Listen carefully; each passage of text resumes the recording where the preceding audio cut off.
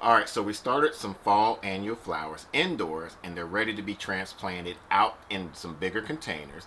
And we had some followers that watched our soil container experiments, and we showed them the good success that we had of making our own potting mix.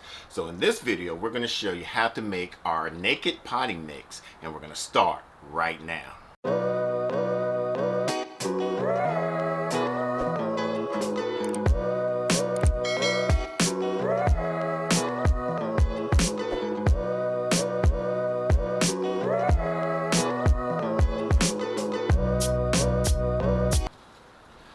What's going on, YouTube Gardening? It's your boy Sydney from the Nakid Gardener channel. Hopefully after watching this video you're going to learn how to make your very own potting mix. Now if this is something that you like, make sure you give us a thumbs up, and if you're new to the channel, make sure you hit that subscribe button and hit the bell icon so you don't miss an upload. So in this video we're going to show you how to make your own potting mix, and this is going to save you a lot of money and help produce a healthier plants for your products. Now if you're just doing about 1 to 3 containers, this is not a good method for you. However, if you're doing a lot of containers like we're going to be doing, this is definitely going to save you a lot of money. And all you need is 3 main ingredients. You're going to need peat moss, you're going to need some compost, and our favorite black cow. Alright, before we start mixing everything into our wheelbarrow here, we start off with this sift that we made. We'll put a link that's showing you how we made this. We started off with a 1/2 inch mesh, and then we went to a 1/4 inch mesh, and we noticed that a lot of the bulky stuff that wasn't broken down into the peat moss, we were able to add it into our worm bin, and this allows the plants to be not fighting for the nutrients that get robbed from the bulky woody materials.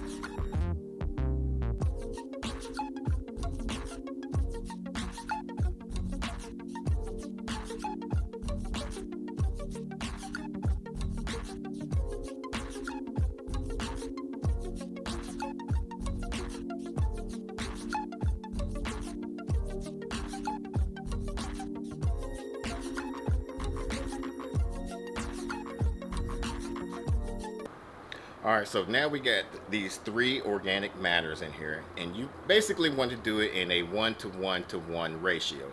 So what we did was a 3-part peat moss, or you could do cocoa coir, and then we did 3-part black cow, and then we did 3-part compost. As you can see, that compost had a lot of woody material in there, and luckily we had that screen. That screen is going to allow once you put your plants in there, not to fight with the nutrients with the woody material that would have been in your compost.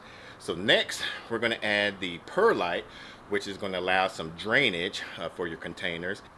And then we're going to add some vermiculite. Now with the vermiculite, it's going to add and help retain some of the moisture in there, so that way you don't have to water your plants as much. And we're just going to do a 1 part of each one. We might even do half, in half just to see how it looks, and then we'll add more if we need to.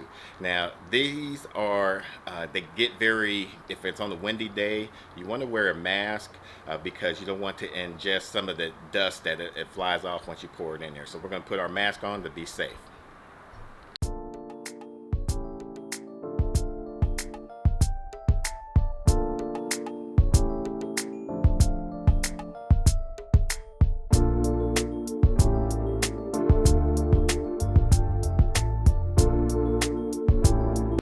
Alright, so I think we got it all nice and mixed in, looking very good.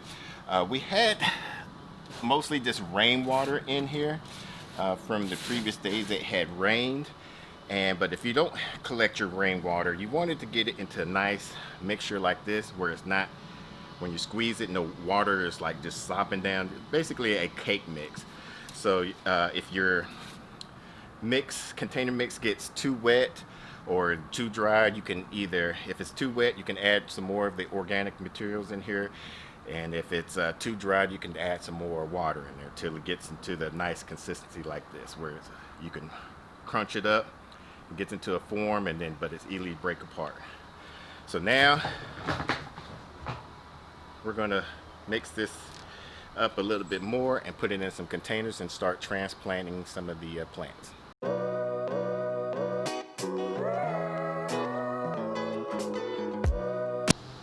Alright, so we're going to plant these house plants into this hanging basket. This is from Emerging Green. It's a hand-woven hanging basket that they reached out to us and sent us a basket for us to try it out. We always wanted a hanging basket to hang around in our pergola to add some colors and whatnot. There's a few things I like about this. I like that it comes with a chain. I like that it's hand woven and it's American made.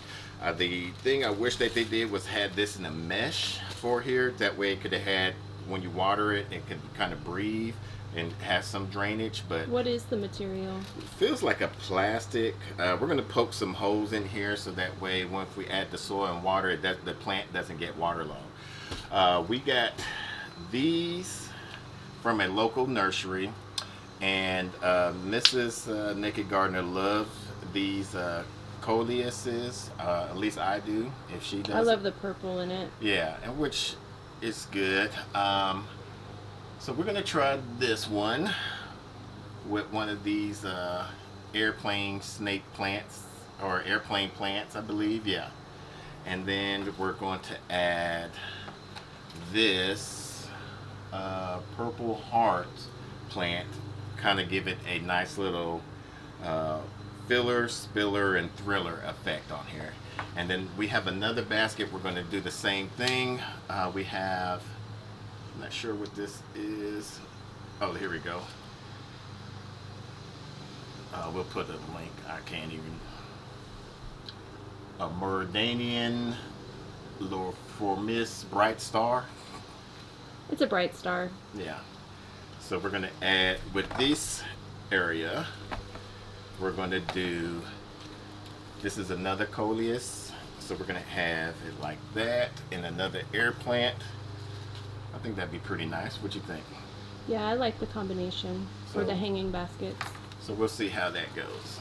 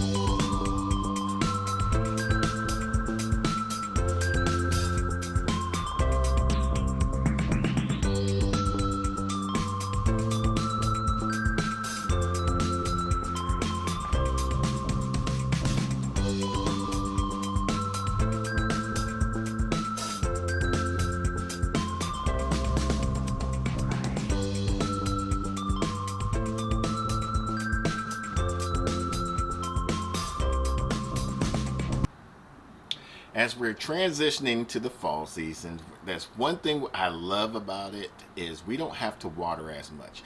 Now, let us know what are some of the reasons why you like the fall seasons.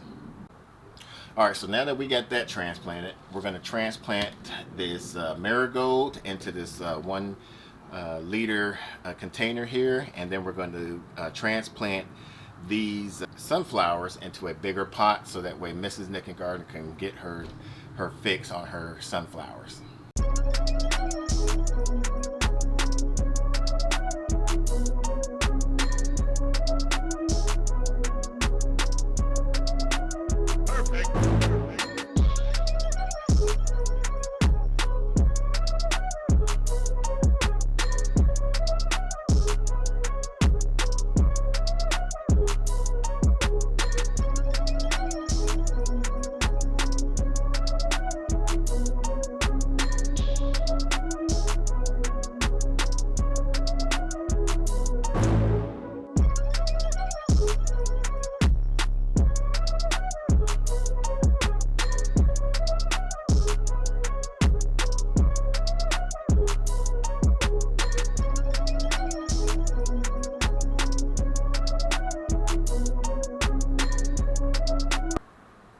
Now, if you want to learn other ways we do things in the fall season, we'll put a playlist above here. Until the next video, let's grow together.